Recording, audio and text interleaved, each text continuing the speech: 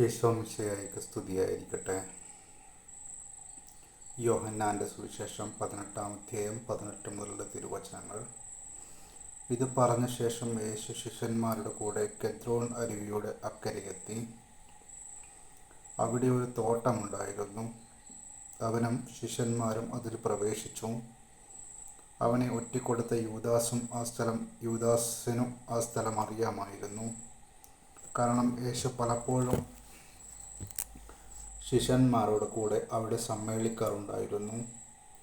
യൂദാസ് ഒരു ഗണം പടയാളികളെയും പുരോഹിത പ്രമുഖന്മാരെയും ഫരിസേയരുടെയും അടുക്കൽ നിന്ന് സേവകരെയും കൂട്ടി പന്തങ്ങളും വിളക്കുകളും ആയുധങ്ങളുമായി അവിടെ എത്തി. തനിക്ക് സംഭവിക്കാനിരിക്കുന്നതെല്ലാം അറിഞ്ഞിരുന്ന യേശു മുമ്പോട്ട് വന്ന് അവനോട് ചോദിച്ചു, നിങ്ങൾ ആരെയാണ് അന്വേഷിക്കുന്നത്? അവർ പറഞ്ഞു, നസ്രായനായ യേശുവിനെ. യേശു പറഞ്ഞു, അത് ഞാനാണ്. അവനൊറ്റിക്കൊടുത്ത യൂദാസും അവരോട് കൂടെ ഉണ്ടായിരുന്നു. ഞാനാണ് എന്ന് അവൻ പറഞ്ഞപ്പോൾ അവർ പിൻവലിക്കുകയും നിലംപതിക്കുകയും ചെയ്തു. അവൻ വീണ്ടും ചോദിച്ചു, നിങ്ങൾ ആരെ അന്വേഷിക്കുന്നു? അവർ പറഞ്ഞു, നസ്രായനായ യേശുവിനെ. യേശു പ്രതിവചിച്ചു, ഞാനാണ് എന്ന് നിങ്ങളോട് പറഞ്ഞുവല്ലോ. നിങ്ങൾ എന്നെയാണ് അന്വേഷിക്കുന്നതെങ്കിൽ ഇവർ പോയിക്കൊള്ളട്ടെ. നീ എനിക്ക് തന്നവരിൽ ആരെയും ഞാൻ നഷ്ടപ്പെടുത്തിയില്ല എന്ന് അവൻ പറഞ്ഞ വചനം പൂർത്തിയാകാൻ വേണ്ടിയായിരുന്നു ഇത്. ശിമിയോൻ പത്രോസ് വാൾ ഊരി പ്രധാന പുരോഹിതൻ്റെ ഭൃത്യനെ വെട്ടി അവൻ്റെ വലത്ത് ചെവി ഛേദിച്ചു കളഞ്ഞു. ആ ഭൃത്യൻ്റെ പേര് മൽക്കോസ് എന്നായിരുന്നു. യേശു പത്രോസിനോട് പറഞ്ഞു, വാൾ ഉറയിലിടുക. പിതാവ് എനിക്ക് നൽകിയ പാനപാത്രം ഞാൻ കുടിക്കേണ്ടയോ? പ്രധാന പുരോഹിതൻ്റെ മുൻപിൽ.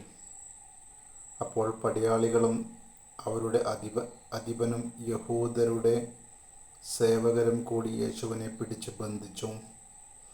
അവർ അവനെ ആദ്യം അന്നാസിൻ്റെ അടുക്കലേക്ക് കൊണ്ടുപോയി.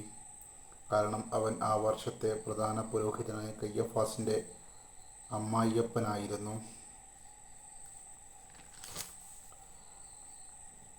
ജനങ്ങൾക്ക് വേണ്ടി ഒരാൾ മരിക്കുന്നത് യുക്തമാണെന്ന് യഹൂദരെ ഉപദേശിച്ചത് കയ്യഫാസാണ്. ശിമിയോൻ പത്രോസും മറ്റൊരു ശിഷ്യനും യേശുവിനെ അനുഗമിച്ചിരുന്നു. ആ ശിഷ്യന് പ്രധാന ആചാര്യനും പരിചയമുണ്ടായിരുന്നതിനാൽ അവൻ യേശുവിനോട് കൂടെ പ്രധാന പുരോഹിതൻ്റെ കൊട്ടാരമുറ്റത്ത് പ്രവേശിച്ചു. പത്രോസാകട്ടെ പുറത്ത് വാതിൽക്കൽ നിന്ന്. അതിനാൽ പ്രധാന പുരോഹിതൻ്റെ പരിചാരകനായ മറ്റേ ശിഷ്യൻ പുറത്തു ചെന്ന് വാതിൽ കാവൽക്കാരിയോട് സംസാരിച്ച് പത്രോസിനെയും അകത്ത് പ്രവേശിപ്പിച്ചു. അപ്പോൾ ആ പരിചാരിക പത്രോസിനോട് ചോദിച്ചു, നീയും ആ മനുഷ്യൻ്റെ ശിഷ്യന്മാരിലൊരുവനല്ലേ? അല്ല എന്നവൻ പറഞ്ഞു. തണുപ്പായിരുന്നതിനാൽ ഭൃത്യരും സേവകരും തീ കായുകയായിരുന്നു.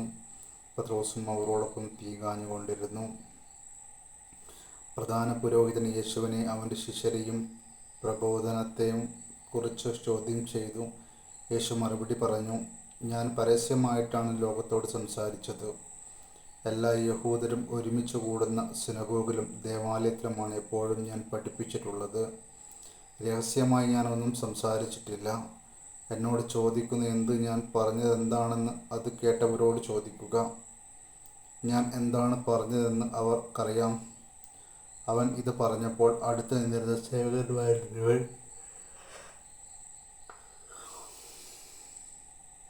ഇങ്ങനെയാണോ പ്രധാന പുരോഹിതനോട് മറുപടി പറയുന്നതെന്ന് ചോദിച്ചുകൊണ്ട് യേശുവിനെ അടിച്ചു.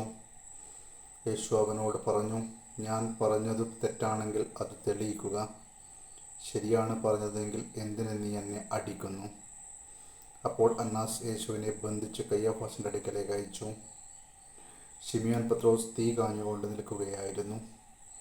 അപ്പോൾ അവർ അവനോട് ചോദിച്ചു, നീയും അവൻ്റെ ശിഷ്യന്മാരിൽ ഒരുവനല്ലേ?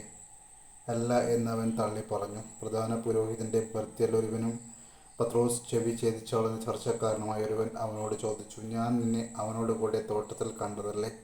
പത്രോസ് വീണ്ടും തള്ളി പറഞ്ഞു. ഉടനെ കോഴി കൂവി. യേശുവിനെ അവർ കയ്യഫാസിൻ്റെ അടുത്ത് നിന്ന് പ്രത്തോറിയത്തിലേക്ക് കൊണ്ടുപോയി. അപ്പോൾ പുലർച്ചെയായിരുന്നു.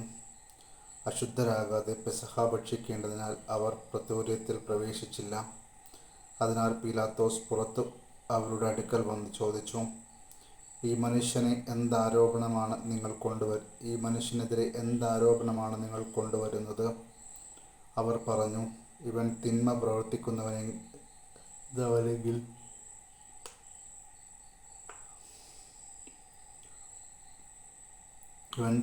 പ്രവർത്തിക്കുന്നവനല്ലെങ്കിൽ ഞങ്ങൾ ഇവനെ നിങ്ങൾക്ക് ഏൽപ്പിച്ച് തരികയില്ലായിരുന്നു. പീലാത്തോസ് പറഞ്ഞു, നിങ്ങൾ തന്നെ അവനെ കൊണ്ടുപോയി നിങ്ങളുടെ നിയമമനുസരിച്ചു വിധിച്ചുകൊള്ളുവിൻ. അപ്പോൾ യഹൂദർ പറഞ്ഞു, ആരെയും വിധിക്കുന്നതിന് നിയമം ഞങ്ങളെ അനുവദിക്കുന്നില്ല. ഏതു വിധത്തിലുള്ള മരണമാണ് തനിക്ക് വരാനിരിക്കുന്നതെന്ന് സൂചിപ്പിച്ചുകൊണ്ട് യേശു പറഞ്ഞ വചനം പൂർത്തിയാകാനാണ് ഇത് സംഭവിച്ചത്. പീലാത്തോസ് വീണ്ടും പ്രത്തോറിയത്തിൽ പ്രവേശിച്ച് യേശുവിനെ വിളിച്ച് അവനോട് ചോദിച്ചു, നീ യഹൂദരുടെ രാജാവാണോ? യേശു പ്രതിവചിച്ചു, നീ ഇത് സ്വയമേവ പറയുന്നതോ അതോ മറ്റുള്ളവർ എന്നെപ്പറ്റി നിന്നോട് പറഞ്ഞതോ? പീലാത്തോസ് പറഞ്ഞു, ഞാൻ യഹൂദനല്ലല്ലോ. നിന്റെ ജനങ്ങളും പുരോഹിത പ്രമുഖന്മാരാണ് നിന്നെ എനിക്ക് ഏൽപ്പിച്ചു തന്നത്. നീ എന്താണ് ചെയ്തത്? യേശു പറഞ്ഞു, എൻ്റെ രാജ്യം ഐഹികമല്ല. ആയിരുന്നുവെങ്കിൽ ഞാൻ യഹൂദർക്ക് ഏൽപ്പിക്കപ്പെടാതിരിക്കാൻ എൻ്റെ സേവകർ പോരാടുമായിരുന്നു. എന്നാൽ എൻ്റെ രാജ്യം ഐഹികമല്ല. പീലാത്തോസ് ചോദിച്ചു, അപ്പോൾ നീ രാജാവാണല്ലേ? യേശു പ്രതിവചിച്ചു, നീ തന്നെ പറയുന്നു ഞാൻ രാജാവാണെന്ന്. ഇതിനു വേണ്ടിയാണ് ഞാൻ ജനിച്ചത്. ഇതിനു വേണ്ടിയാണ് ഞാൻ ഈ ലോകത്തിലേക്ക് വന്നതും. സത്യത്തിന് സാക്ഷ്യം നൽകാൻ സത്യത്തിൽ നിന്നുള്ളവൻ ഏകസ്വരം കേൾക്കുന്നു. പീലാത്തോസ് അവനോട് ചോദിച്ചു, എന്താണ് സത്യം? എന്താണ് സത്യം? ഇത് ചോദിച്ചിട്ട് അവൻ വീണ്ടും യഹൂദരുടെ അടുത്തേക്ക് ചെന്നു അവരോട് പറഞ്ഞു, അവനിൽ ഒരു കുറ്റവും ഞാൻ കാണുന്നില്ല. എന്നാൽ പെസഹ ദിവസം ഞാൻ നിങ്ങൾക്കൊരുവനെ സ്വതന്ത്രനായി വിട്ടുതരുന്ന പതിവുണ്ടല്ലോ. അത് യഹൂദരുടെ രാജാവിനെ ഞാൻ നിങ്ങൾക്ക് വിട്ടുതരട്ടെയോ? ഈ മനുഷ്യനെ അല്ല, ബറാബാസിനെ എന്ന് അവർ ഉച്ചത്തിൽ വിളിച്ചു പറഞ്ഞു. ബറാബാസ് കൊള്ളക്കാരനായിരുന്നു. പീലാത്തോസ് യേശുവിനെ ചമ്മട്ടി കൊണ്ട് അടിപ്പിച്ചു. പടയാളികൾ ഒരു മുൾക്കിരീടമുണ്ടാക്കി അവൻ്റെ തലയിൽ വച്ചു. ഒരു ചുവന്ന മേലങ്കി അവനെ അണിയിച്ചു. അവർ അവൻ്റെ അടുക്കൽ വന്ന്, യഹൂദരുടെ രാജാവേ സ്വസ്തി എന്ന് പറഞ്ഞ് കൈകൊണ്ട് അവനെ പ്രഹരിച്ചു. പീലാത്തോസ് വീണ്ടും പുറത്തു വന്ന് അവരോട് പറഞ്ഞു, ഒരു കുറ്റവും ഞാൻ അവനിൽ കാണുന്നില്ല എന്ന് നിങ്ങൾ അറിയാൻ ഇതാ അവനെ നിങ്ങളുടെ അടുത്തേക്ക് കൊണ്ടുവരുന്നു. മുൾക്കിരീടവും ചുവന്ന മേലങ്കിയും ധരിച്ച് യേശു പുറത്തേക്ക് വന്നു. അപ്പോൾ പീലാത്തോസ് അവരോട് പറഞ്ഞു, ഇതാ മനുഷ്യൻ. അവനെ കണ്ടപ്പോൾ പുരോഹിത പ്രമുഖന്മാരും സേവകരും വിളിച്ചു പറഞ്ഞു, അവനെ ക്രൂശിക്കുക, അവനെ ക്രൂശിക്കുക. പീലാത്തോസ് പറഞ്ഞു, നിങ്ങൾ തന്നെ അവനെ കൊണ്ടുപോയി ക്രൂശിച്ചുകൊള്ളുവിൻ. എന്തെന്നാൽ ഞാൻ അവനിൽ ഒരു കുറ്റവും കാണുന്നില്ല. യഹൂദർ പറഞ്ഞു, ഞങ്ങൾക്കൊരു നിയമമുണ്ട്.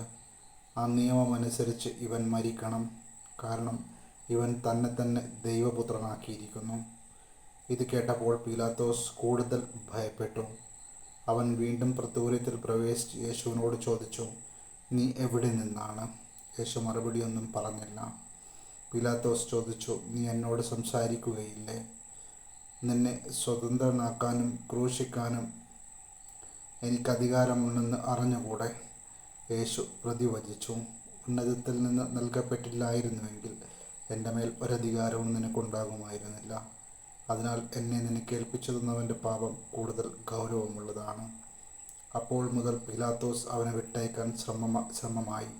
എന്നാൽ യഹൂദർ വിളിച്ചു പറഞ്ഞു, ഇവനെ മോചിപ്പിക്കുന്ന പക്ഷം നീ സീസറിൻ്റെ സ്നേഹിതനല്ല, തന്നെ രാജാവാക്കുന്നവനും സീസറിൻ്റെ വിരോധിയാണ്. ഈ വാക്കുകൾ കേട്ടപ്പോൾ പീലാത്തോസ് യേശുവിനെ പുറത്തേക്ക് കൊണ്ടുവന്ന് കൽത്തളം, ഹെബ്രായ ഭാഷയിൽ ഗോൽഗോത്ത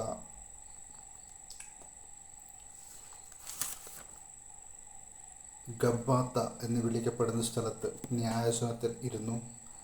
അന്ന് പെസഹായുടെ ഒരുക്കത്തിനുള്ള ദിവസമായിരുന്നു. അപ്പോൾ ഏകദേശം 6-ാം മണിക്കൂറായിരുന്നു. അവൻ യഹൂദരോട് പറഞ്ഞു, ഇതാ നിങ്ങളുടെ രാജാവ്. അവർ വിളിച്ചു പറഞ്ഞു, കൊണ്ടുപോകൂ, അവനെ കൊണ്ടുപോയി ക്രൂശിൽ തറയ്ക്കൂ. പീലാത്തോസ് അവരോട് ചോദിച്ചു, നിങ്ങളുടെ രാജാവിനെ ഞാൻ ക്രൂശിക്കണമെന്നോ? പുരോഹിത പ്രമുഖന്മാർ പറഞ്ഞു, സീസറല്ലാതെ ഞങ്ങൾക്ക് വേറെ രാജാവില്ല. അപ്പോൾ അവൻ യേശുവിനെ ക്രൂശിക്കാനായി അവർക്ക് വിട്ടുകൊടുത്തു. യേശുവിനെ ക്രൂശിക്കുന്നു. അവർ യേശുവിനെ ഏറ്റുവാങ്ങി. അവൻ സ്വയം കുരിശും ചുമന്നുകൊണ്ട് തലയോട്ടിടം, ഹെബ്രായ ഭാഷയിൽ ഗോൽഗോത്ത എന്ന് വിളിക്കപ്പെടുന്ന സ്ഥലത്തേക്ക് പോയി. അവിടെ അവർ അവനെ ക്രൂശിച്ചു, അവനോടൊപ്പം മറ്റു 2 പേരെയും, യേശുവിനെ മധ്യത്തിലും അവരെ ഇരുവശങ്ങളിലായും. പീലാത്തോസ് ഒരു ശീർഷകം എഴുതി കുരിശിന് മുകളിൽ വെച്ചു. അത് ഇങ്ങനെയായിരുന്നു, നസ്രായനായ യേശു, യഹൂദരുടെ രാജാവ്. യേശുവിനെ ക്രൂശിച്ച സ്ഥലം പട്ടണത്തിന് സമീപമായിരുന്നതിനാൽ യഹൂദർ പലരും ആ ശീർഷകം വായിച്ചു. അത് ഹെബ്രായയിലും ലത്തീനിലും ഗ്രീക്കിലും എഴുതപ്പെട്ടിരുന്നു. യഹൂദരുടെ പുരോഹിത പ്രമുഖന്മാർ പീലാത്തോസിനോട് പറഞ്ഞു, യഹൂദരുടെ രാജാവ് എന്നല്ല, യഹൂദരുടെ രാജാവ് ഞാനാണെന്നവൻ പറഞ്ഞു എന്നാണ് എഴുതേണ്ടത്. പീലാത്തോസ് പറഞ്ഞു, ഞാൻ എഴുതിയത് എഴുതി. പടയാളികൾ യേശുവിനെ ക്രൂശിച്ചതിന് ശേഷം അവൻ്റെ വസ്ത്രങ്ങൾ 4ആയി ഭാഗിച്ചു, ഓരോ പടയാളിക്കും ഓരോ ഭാഗം. അവൻ്റെ അങ്കിയും അവർ എടുത്തു. അതാകട്ടെ തുന്നലില്ലാതെ മുകൾ മുതൽ അടിവരെ നെയ്തുണ്ടാക്കിയതായിരുന്നു. ആകയാൽ അവർ പരസ്പരം പറഞ്ഞു, നമുക്കത് കീറേണ്ട, പകരം അത് ആരുടേതായിരിക്കണമെന്ന് കുറിയിട്ട് തീരുമാനിക്കാം. എൻ്റെ വസ്ത്രങ്ങൾ അവർ ഭാഗിച്ചെടുത്തു, എൻ്റെ അങ്കിക്ക് വേണ്ടി അവർ കുറിയിട്ടു എന്ന തിരുവെഴുത്ത് പൂർത്തിയാകാൻ വേണ്ടിയാണ് പടയാളികൾ ഇപ്രകാരം ചെയ്തത്. യേശുവിൻ്റെ കുരിശിനരികെ അവൻ്റെ അമ്മയും അമ്മയുടെ സഹോദരിയും ക്ലിയപ്പാസിൻ്റെ ഭാര്യ മറിയവും മഗ്ദലന മറിയവും നിൽക്കുന്നുണ്ടായിരുന്നു. യേശു തൻ്റെ അമ്മയും താൻ സ്നേഹിച്ച ശിഷ്യനും അടുത്ത് നിൽക്കുന്നത് കൊണ്ട് അമ്മയോട് പറഞ്ഞു, സ്ത്രീയെ, ഇതാ നിൻ്റെ മകൻ. അനന്തരം അവൻ ശിഷ്യനോട് പറഞ്ഞു, ഇതാ നിൻ്റെ അമ്മ. അപ്പോൾ മുതൽ ആ ശിഷ്യൻ അവളെ സ്വന്തം ഭവനത്തിൽ സ്വീകരിച്ചു. അനന്തരം എല്ലാം നിറവേറിക്കഴിഞ്ഞു എന്നവൻ അറിഞ്ഞ് തിരുവെഴുത്ത് പൂർത്തിയാകാൻ വേണ്ടി യേശു പറഞ്ഞു, എനിക്ക് ദാഹിക്കുന്നു. ഒരു പാത്രം നിറയെ വിനാഗിരി അവിടെ ഉണ്ടായിരുന്നു. അവർ വിനാഗിരിയിൽ കുതിർത്ത ഒരു നീർപ്പഞ്ഞി ഹിസോപ്പ് ചെടിയുടെ തണ്ടിൽ വച്ച് അവൻ്റെ ചുണ്ടോടടുപ്പിച്ചു. യേശു വിനാഗിരി സ്വീകരിച്ചിട്ട് പറഞ്ഞു, എല്ലാം പൂർത്തിയായിരിക്കുന്നു. അവൻ തല ചായ്ച്ച് ആത്മാവിനെ സമർപ്പിച്ചു. അത് സാബത്തിനുള്ള ഒരുക്കത്തിൻ്റെ ദിവസമായിരുന്നു. ആ സാബത്ത് ഒരു വലിയ ദിവസവുമായിരുന്നു. സാബത്തിൽ ശരീരങ്ങൾ കുരിശിൽ കിടക്കാതിരിക്കാൻ വേണ്ടി അവരുടെ കാലുകൾ തകർക്കാനും അവരെ നീക്കം ചെയ്യാനും യഹൂദർ പീലാത്തോസിനോട് ആവശ്യപ്പെട്ടു. അതിനാൽ പടയാളികൾ വന്ന് അവനോട് കൂടെ ക്രൂശിക്കപ്പെട്ടുന്ന 2 പേരുടെയും കാലുകൾ തകർത്തു. അവർ യേശുവിനെ സമീപിച്ചപ്പോൾ അവൻ മരിച്ചു കഴിഞ്ഞു എന്ന് കാണുകയാൽ അവൻ്റെ കാലുകൾ തകർത്തില്ല. എന്നാൽ പടയാളിയിൽ ഒരുവൻ അവൻ്റെ പാർശ്വത്തിൽ കുന്തം കൊണ്ട് കുത്തി. ഉടനെ അതിൽ നിന്ന് രക്തവും വെള്ളവും പുറപ്പെട്ടു. ഇത് കണ്ടയാളത്തിന് സാക്ഷ്യപ്പെടുത്തിയിരിക്കുന്നു. അവൻ്റെ സാക്ഷ്യം സത്യവുമാണ്. നിങ്ങളും വിശ്വസിക്കേണ്ടതിന് താൻ സത്യമാണ് പറയുന്നതെന്ന് അവൻ അറിയുകയും ചെയ്യുന്നു. അവൻ്റെ അസ്ഥികളിൽ ഒന്നുപോലും തകർക്കപ്പെടുകയില്ല എന്ന് തിരുവെഴുത്ത് പൂർത്തിയാകാൻ വേണ്ടിയാണ് ഇത് സംഭവിച്ചത്. മറ്റൊരു തിരുവെഴുത്തിൽ പറയുന്നു, തങ്ങൾ കുത്തി മുറിവേൽപ്പിച്ചവനെ അവർ നോക്കി നിൽക്കും. യഹൂദരോടുള്ള ഭയം നിമിത്തം യേശുവിൻ്റെ രഹസ്യശിഷ്യനായി കഴിഞ്ഞിരുന്ന അരിമത്യാക്കാരൻ ജോസഫ് യേശുവിൻ്റെ ശരീരം ഏറ്റെടുത്ത് മാറ്റാൻ പീലാത്തോസിനോട് അനുവാദം ചോദിച്ചു. പീലാത്തോസ് അനുവാദം നൽകി. അവൻ വന്ന് ശരീരം എടുത്തു മാറ്റി. യേശുവിനെ ആദ്യം രാത്രിയിൽ ചെന്ന് കണ്ട നിക്കോദേമോസും അവിടെ എത്തി. മീറയും ചെന്നി നായകവും ചേർന്ന് ഏകദേശം 100 റാത്തൽ സുഗന്ധദ്രവ്യവും അവൻ കൊണ്ടുവന്നിട്ടുണ്ടായിരുന്നു. അവൻ യേശുവിൻ്റെ ശരീരമെടുത്ത് യഹൂദരുടെ ശവസംസ്കാര രീതി അനുസരിച്ച് സുഗന്ധദ്രവ്യങ്ങളോടുകൂടെ കച്ചയിൽ പൊതിഞ്ഞു. അവൻ ക്രൂശിക്കപ്പെട്ട സ്ഥലത്തൊരു തോട്ടമുണ്ടായിരുന്നു. ആ തോട്ടത്തിൽ അതുവരെ ആരെയും സംസ്കരിച്ചിട്ടില്ലാത്തൊരു പുതിയ കല്ലറയും ഉണ്ടായിരുന്നു. യഹൂദരുടെ ഒരുക്കത്തിൻ്റെ ദിനമായിരുന്നാലും കല്ലറ സമീപത്തായിരുന്നാലും അവർ യേശുവിനെ അവിടെ സംസ്കരിച്ചു. ദൈവവചനമാണ് നാം കേട്ടത്.